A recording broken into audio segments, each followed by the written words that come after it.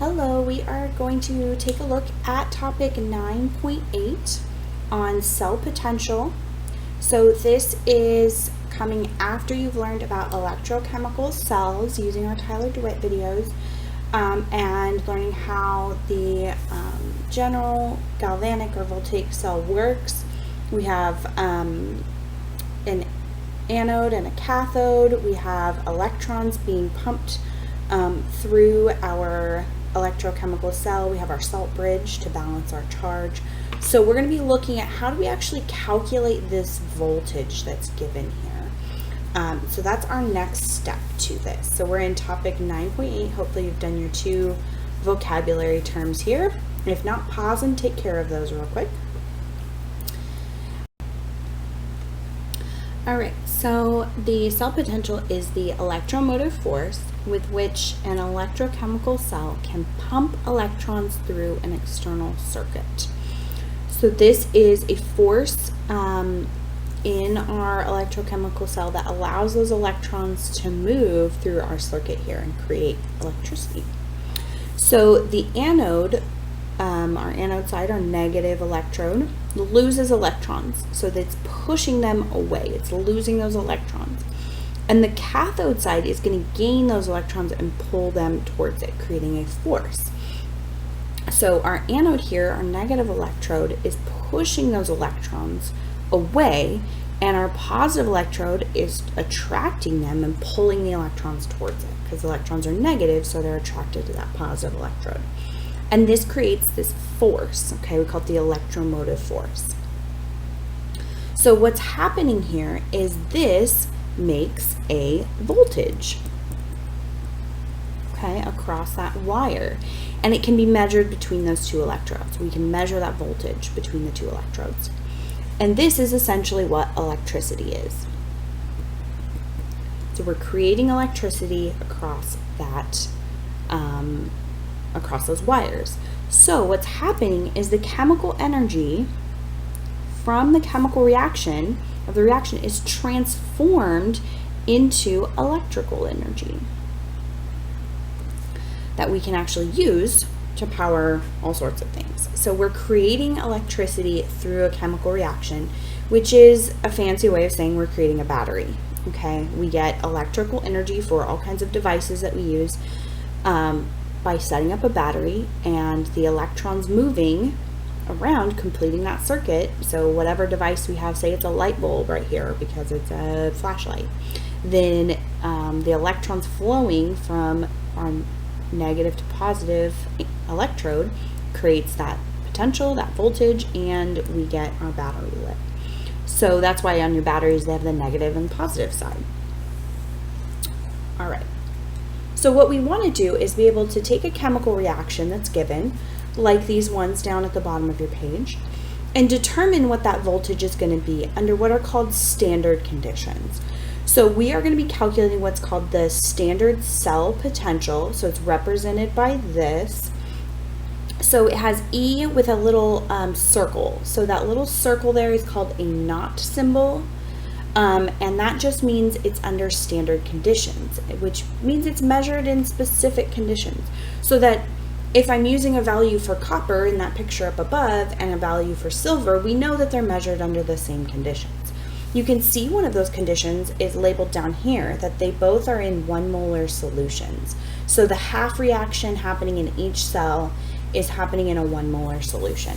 That is one of our standard conditions. So all the values in the table, the data we're going to be looking at, all of them are measured in that same condition. The other condition is that it's at 25 degrees Celsius and 1 atmosphere. It's not STP, it is standard pressure, but at room temperature. Okay, so we don't have to memorize those, but we should understand that when we see that little circle, all of the values we're using are under the same conditions. And we're going to be seeing that a lot through the rest of this semester. So keep that in mind. So the little word cell at the bottom is just saying that it's for an electrochemical cell. You don't always have to include that word. It's just a label for our situation here. So the way we calculate, we can think of it in 2 ways. We can think of it as cathode minus anode, or reduction minus oxidation. So we're going to figure out what our cathode or what our reduction reaction is and what the value for that half reaction is. And then we're going to subtract the value for the anode or the oxidation. Okay? Remember our saying, we've got red cat. So reduction is at the cathode and anox. Anodes is oxidation. So these still match up that way. Okay? So we've got our standard conditions. So it says standard reduction potentials. So the full page is shown, or of them is shown on the next page in your packet. We'll look at that in just a second. So it gives the voltage, which is positive or negative, for each half reaction occurring under standard conditions. So let's just take a moment and look at those values. So this is your standard reduction potentials chart. They would not give you this full chart on the AP exam. They would give you just a few of the half reactions, and then you would be needing to pick the proper ones to use, essentially. So what these are, they show a half reaction for some particular chemicals, and then they show the standard reduction potential. Let's talk about what that means. All of these reactions that are given are reduction reactions. Now you notice that we have oxidation occurring as well, right? If we have reduction, we have oxidation. Well, we could take this entire list, flip the reactions around, and flip the sign positive to negative or negative to positive, and we would have an oxidation list, standard oxidation potentials. So we don't really need two lists, okay? And we don't have to actually flip anything around because our equation takes care of that for us. So we've got reduction potentials. So let's look at these a little bit. These ones are listed in order of from positive to negative on the other side. So it's one continuous list. The higher the value and the more positive the value, the better that reaction is at being reduced, or the better that chemical is at being reduced. So on this whole list, PR4+, that ion is really the best one at being reduced to its 3+ ion. Okay, that's what that means. Cobalt 3+ is really good at being reduced to its 2+ ion. Now, if we go towards the negative side, if we look down here at, say, lithium, lithium has a negative value. That means it's really bad at being reduced. Okay, it's terrible at being reduced. It has a more negative value. So if we're given two numbers or two half reactions, and we want to create a reaction that will happen that's thermodynamically favorable, that will happen on its own without any outside energy source, then the one that's reduced will be the more positive value, and the one that's oxidized will be either negative or the less positive value. Okay, so that's how we can kind of think about this list. We're going to see that it has a lot of things we probably won't run into for our class. We tend to look at this more simple half reactions like these. You've seen a lot of them before. We've done balancing with them, all that. So we're going to use this list to solve some questions here. So we can use these values to find the voltage for a reaction by calculating the cell potential, the standard cell potential. So we're going to find the voltage. So again, that's this value, by using that table. So what would we have to do? We have to find each of the half reactions on the list and then plug their values into the equation given. We're just subtracting. And then something to keep in mind is our coefficients in our balanced reaction are not going to affect anything in our calculation, all right? Doesn't affect anything there, which is really nice. So let's try one. So first thing we need to do is figure out what's reduced, what's oxidized, or what's our cathode and our anode, that idea. So we're going to look at charges and analyze what's going on. I can see my copper goes from 2+ to no charge there. So it's going from a positive down to 0. So copper is my reduction. So I'm going to put reduction under my copper, or you could put cathode under your copper. Iron's going from its solid form, which has an oxidation number of 0, to its 2+ form, so it's going up, so that's going to be my oxidation or my anode. So that means when I do my calculation, I'm going to do copper minus iron for my two values. Now, the key with this chart that we're looking at is we have to make sure we're finding the proper half reaction. So we want to find our E cell, standard reduction potential. So I'm going to first start with my copper. I need copper 2+ forming copper with no charge. All right, so I'm going to start looking on my list for copper. I see it there, but that's not matching. That's not the same half reaction. I've got copper 1+ to solid. That's not it. It's close. And then down at the bottom, we've got copper 2+ to copper, and it has no charge, so that's our solid. So we're going to use this value here, 0.3419. So for copper, 0.3419, and they're all in volts. If you look at the top, it tells you it's your E naught value for that chemical, and it's in volts. So that means I'm going to go ahead and put a V after this, and then we are subtracting according to our equation. Now for our anode, remember that our anode is our oxidation. We've got iron with no charge going to iron 2+. If we try and find that reaction on this list, we will not find it because these are all reduction reactions.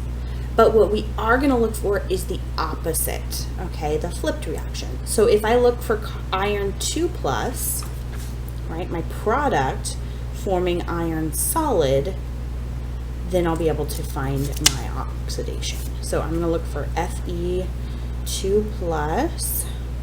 got Fe3+, that's not, it's almost there, but it's the wrong charge, right? We want the solid form of iron. That's got iron, but that's a more complex ion. Ooh, I see an iron 3+ and an iron solid. We're looking for 2+. We're getting there. Here we go. Iron 2+ and iron solid. Notice that in our reaction on our page, let's compare these. So we've got our solid on the left. This one has the solid or the no charge on the right. This has the 2+ on the right, and this one has it on the left. So they're just flipped, okay? So we're just going to take that value, though. It's being subtracted. So because it's being subtracted, I'm just going to copy this number down. It essentially flips the value for us, right? If I flipped around that reaction on my sheet over here, if I flipped this reaction, I would flip the sign on this to make it my oxidation reaction. So instead of having to remember to flip a sign, we just subtract. And it does it for us because subtracting a negative is like adding a positive. So it does it for us. So now we just have to add those two values together. So I just have my cell phone calculator right now. So we've got 0.3419 plus 0.447, 0.7889. And we would want to go ahead and think about our significant figures. Remember, we line up decimal places. So another way to look at this is 0.3419 and 0.447, right? And we line up those decimal places and round to the lowest number of decimal places. So we only want 3 decimal places. So this would equal 0.789, right? The 9 would bump the 8 up 1 volts. And that would be our standard reduction potential for our electrochemical cell. So if we built this electrochemical cell with our copper and our iron in the 1 molar solutions, all of that, then our voltage we would read right there would be 0.789. All right. Now, that would be the initial voltage, and what we'll talk about in the last section is what happens to that voltage over time, and what happens to that voltage if we change these conditions, if they're not standard conditions. So we'll get to that. Okay, let's try another calculation. We've got 4 examples here, so we'll work through each. I'll change up pens so we don't get anything mixed up here. So we're going to look for these 2 half reactions. Again, I'm going to identify my anode and my cathode, or my reduction and oxidation first, so I know what to look for on my list. So I've got SN and SN2+. That's going up in charge, so that is being oxidized. Got nickel 2 plus going down to nickel solid, so that's a 0, so that's my reduction. So for my cell potential, I'm going to first look for my nickel, my reduction. So I want nickel 2 plus going to nickel solid.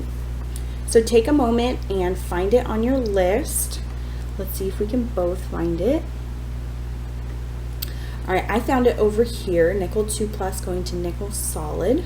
So negative 0.257. So we've got negative 257 volts. And we're going to subtract our oxidation. So now we have to find tin and tin 2 plus. Right. Well, here's something. If this is my reduction, then my oxidation should theoretically be below it, I think. Oh no. And we'll talk about why. Here's my tin 2 plus and my tin. So negative 0.1375. Negative 0.1375 volts. All right. I think I did this one on purpose that way. All right, so let's calculate. We've got negative 0.257 minus negative 0.1375. Okay.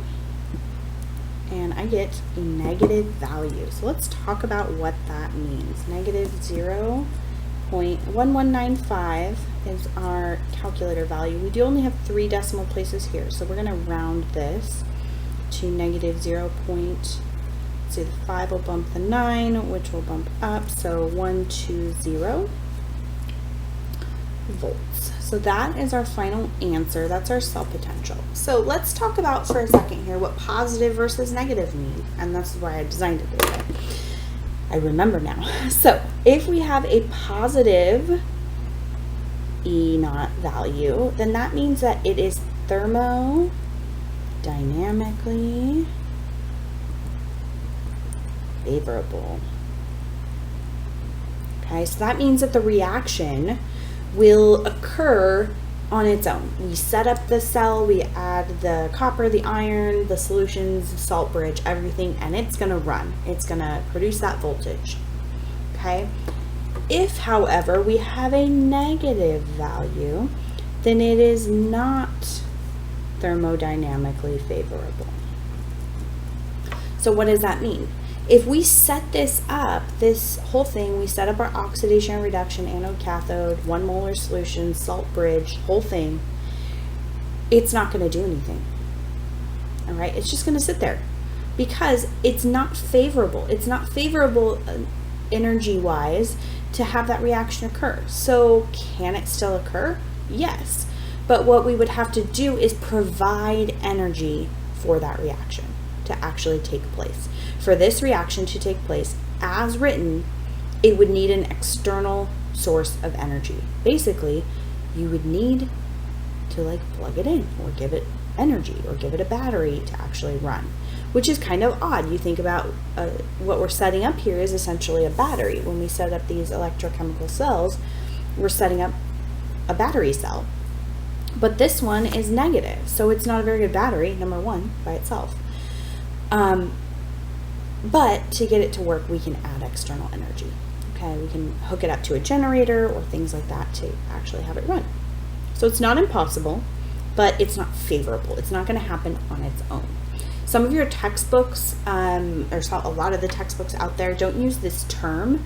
This is kind of a newer term to use, and it's clearer. They use the term spontaneous and non-spontaneous, but that's kind of, it implies that things are fast. That is the train by my house. Something being spontaneous, a lot of people think that it has to happen quickly, but that's not true. We can have this reaction that can run slowly, but it can still happen on its own, and that's what favorable means, versus not favorable. So it's a better term.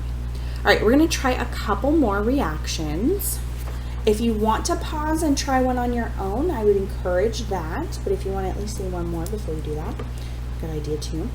So again, we want to identify what's oxidized and what's reduced before we do anything else. So we've got hydrogen with a positive charge going to hydrogen with no charge. So that's going down, that's being reduced. Our cobalt is going from no charge to having a 2+, so it's going up, so that's going to be oxidized. So we're going to start with our reduction and find its half reaction. So we need hydrogen ion going to hydrogen gas. All right, take a moment, look through your list. Hydrogen ion going to hydrogen gas. All right, I found it here. This is an interesting one. Hydrogen ion going to hydrogen gas. You notice that in our balanced reaction we have a 2 here and we don't have this 1/2. All of that. We get to ignore those coefficients. Don't worry about those. And it has a potential of 0. And you can go ahead and use as many sig figs on something that's 0. I would have infinite sig figs on something like that. Okay. Our other one is our cobalt. So again, we want to look for the opposite reaction. We're going to look for cobalt 2+ going to cobalt solid because that's our oxidation. So I actually found it right here. Cobalt 2+ plus 2 electrons, making our cobalt solid. So negative 0.28. So minus negative 0.28 volts. And we can see we're subtracting a negative, so we add a positive. And 0 plus 0.28 is going to give us 0.28 volts. Pretty straightforward one. So this is an interesting reaction. We would have a hydrogen ion solution here. So probably an acid to have those hydrogen ions. And then as it reacts, we're actually going to get bubbles forming at our electrode. So for your hydrogen half cell, you'd have bubbles forming to make that gas. Now you notice since we're not making solid hydrogen, we wouldn't have a solid hydrogen electrode. We'd use another chemical that wouldn't react. A lot of times they use something like graphite as the electrode to help facilitate the reaction, but it doesn't do anything. It doesn't actually participate. It's like a spectator. Okay, let's take a look at our last one over here. If you want to pause and try this one on your own, it'd be a good idea, and then check back with me. So we need to identify what's oxidized and reduced. I can see my chromium is going from 2+ to 3+. That's going up, so that's my oxidation. Vanadium is going 3+ to no charge, so that's going down. That's my reduction. So I'm going to look for my reduction first in calculating my E cell. So I've got vanadium 3+ to vanadium solid. I don't see vanadium a whole lot. Looking for my V. I've got V there, but not the proper form. Oh, 3+ and 2+. There it is. Negative 0. I lost it. 255 volts. Minus my oxidation, so chromium 2+ and chromium 3+. And I'm going to assume this is a favorable reaction. It's usually safe to assume that. So if my vanadium is here, then, and that's my reduction, then my oxidation will typically be below it on my list, and we can see our chromium is here. That's a good way of knowing if it's going to be favorable or not, right? If your reduction is above your oxidation, then it's going to be a favorable reaction. We're going to end up with a positive value. All right, so 3+, 2+, negative 0.407.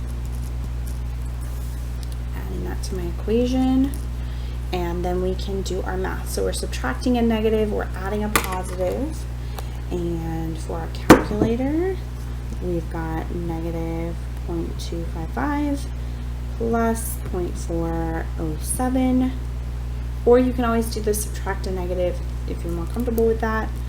Either way, you're going to get the same value, 0.152. So we can see it's positive. So we can say that this is thermodynamically, longest word ever, favorable. All right, because we get a positive value. They both have 3 decimal places, so in adding those, we're good on our sig figs. This one over here would also be favorable because we get that positive value. So we set up these electrochemical cells, they're gonna run on their own. They don't need any outside source of energy. So we're gonna look at what electrolysis is as well and determine what happens when something is not or how do we make a cell run when it's not favorable. So we'll get to that as well. All right, guys, that's the end of our notes here. Let me know what questions you have, and I will help you out. Thanks.